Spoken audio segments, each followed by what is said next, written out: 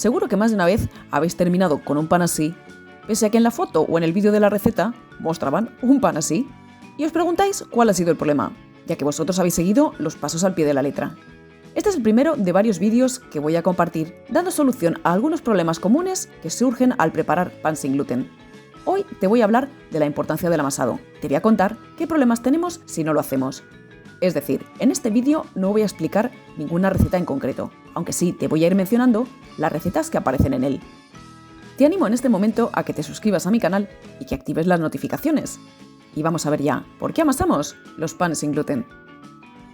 Hay quien dice que no tiene sentido amasar un pan sin gluten, ya que no hay gluten que desarrollar, que no hay diferencia entre amasar o no.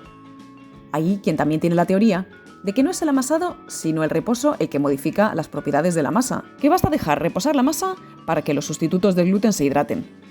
Bueno, pues ambas afirmaciones son verdaderas y falsas a la vez. Ciertamente no hay gluten que desarrollar, y ciertamente es necesario dejar que los sustitutos del gluten se hidraten para adquirir la consistencia correcta. Pero es que la finalidad del amasado en un pan sin gluten no es desarrollar las propiedades del gluten. Y ciertamente hay grandes diferencias entre dejar reposar ciertas masas sin gluten, que no todas, y amasarlas. La mejor manera de comprobar si sirve de algo amasar un pan sin gluten es haciendo la prueba. Así que voy a hacer varios experimentos a lo largo de este vídeo. Voy a comenzar con una receta que emplea psyllium husk como sustituto del gluten.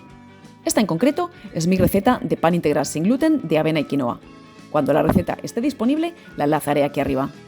No os voy a mostrar todo el proceso, solo los pasos que nos interesan en este vídeo. Una vez mezclados los ingredientes, voy a dejar que la masa repose para que el psyllium husk se hidrate y la masa adquiera una textura más manejable. Después de 10 minutos, voy a dividir la masa en dos y voy a amasar tan solo la mitad. Voy a formar una bola con ambas mitades. Y ya se nota un poco que la superficie de la parte amasada es más lisa y homogénea. Voy a dividir la masa y voy a hacer bolas con la masa antes de formar los panecillos. La primera porción, una que no he amasado, conserva esas grietas por más que la haga rodar entre las manos.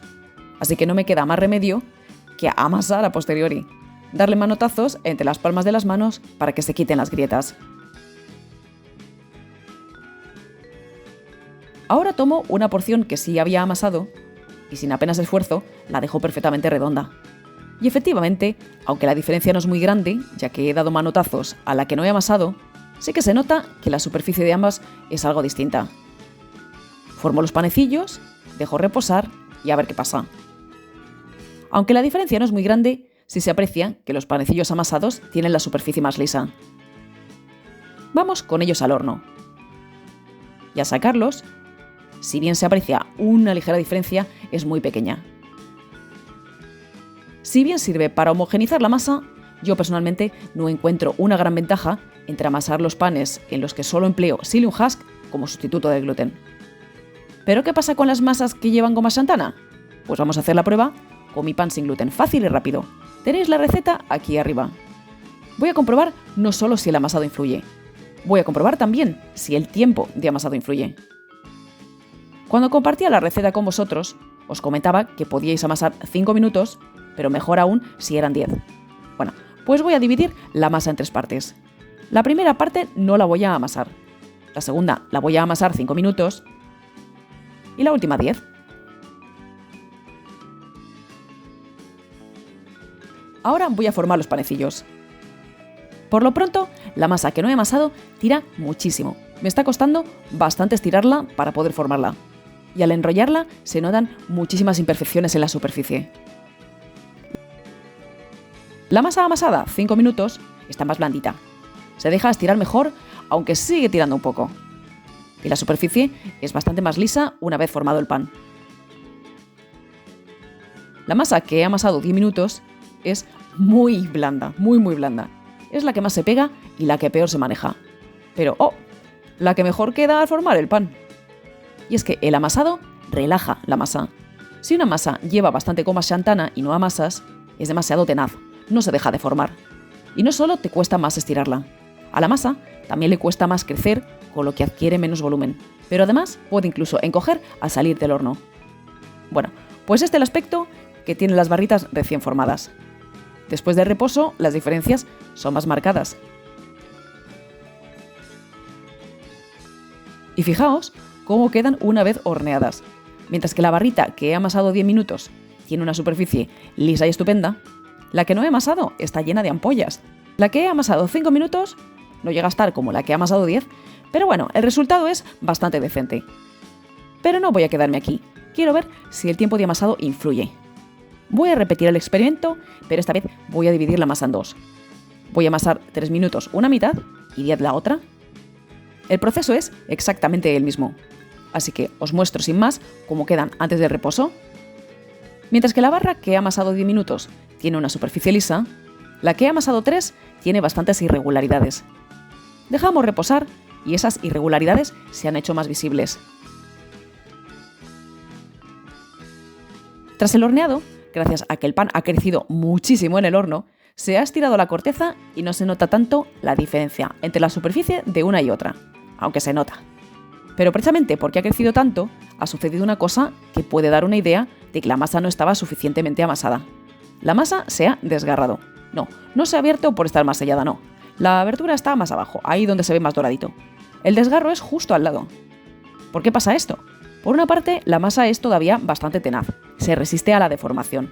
El pan está intentando crecer, pero como la masa se resiste, se termina rompiendo por el punto más débil. Puede que os haya llamado la atención otra cosa. Os he dicho que se trata de la misma receta, pero las barritas de la segunda hornada están más blancas que las de la primera. Y es que si bien el proceso ha sido el mismo, hay algo que he hecho un poco diferente. Ese será precisamente el tema de uno de mis próximos vídeos. ¿Por qué queda blanca la corteza del pan? Cuando esté disponible os lo enlazaré aquí arriba. Pero quiero hacer un último experimento por si queda algún escéptico en la sala. ¿Qué pasa si además de goma xantana, la masa tiene mucha mantequilla? Voy a hacer la prueba con mi masa de berlina sin gluten. Tenéis la receta aquí arriba. Si bien no es un pan propiamente, es también una masa fermentada, así que los problemas son los mismos. En mi vídeo de berlina sin gluten, separaba una cantidad de masa equivalente a una berlina y la dejaba sin amasar, pero no os mostraba el resultado. El resto de la masa sí que la amasaba. Llega el momento de formar las berlinas.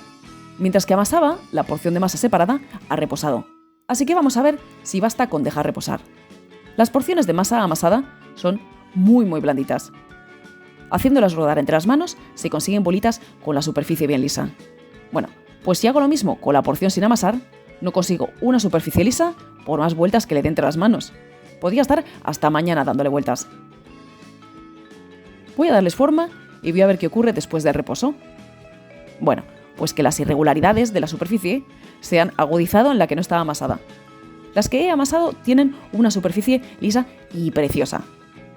Y cuando las frío compruebo que la berlina sin amasar no solo tiene una superficie totalmente irregular, sino que ha ganado menor volumen. Tal como decía antes, si no amasas, la masa es más tenaz y le cuesta mucho más crecer. Así que juzgad si merece la pena amasar o no. Bueno, pues saquemos conclusiones del vídeo de hoy. En masas que usan semillas mucilaginosas como sustituto del gluten, es decir, psyllium husk, lino, chía, el amasado es opcional. Pero en panes con goma xantana, el amasado es imprescindible para homogeneizar y relajar la masa, y así evitar deformidades, roturas en la masa y ampollas en la corteza. Pero además, masas con mucha grasa o con mucha goma xantana necesitan un amasado más largo que masas con menos goma xantana o que no llevan grasa. Y nada más por hoy.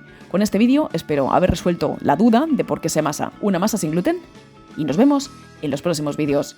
Un saludo a todos.